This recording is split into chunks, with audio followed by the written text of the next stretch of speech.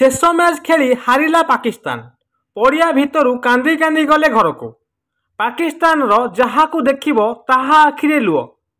हाँ दर्शक बंधु, गतकाली खेला पाकिस्तान न्यूजीलैंड शेष टी20 मैच रे पाकिस्तान पुणी थे परास्त होईची।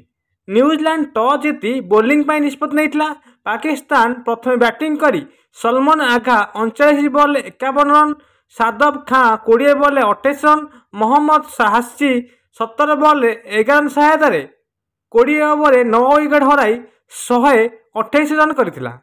129 रन जवाब रे न्यूजीलैंड रो Tim Seifert 38 ball 97 run, Phil Allen 12 ball 27 run, Mark Chapman 7 ball 3 run करी 2 विकेट हराई 10 ओवर 131 रन करी जीति नहीं। यही मैच पर सीरीज रे 5टिकिया मैच रु शेष मैच शेष होईची। न्यूजीलैंड 4-1 रे सीरीज जीति। Tim Seifert man of the series होता बेले जेम्स मैसम 4 ओवर बोलिंग करी 22 रन दे 5टी विकेट नेतला बेले तांको मैन ऑफ द मैच कराई। प्रथम मैच रे पाकिस्तान 91 रन ऑल आउट होता। आउ गत काली 128 रन 9टी विकेट हराई।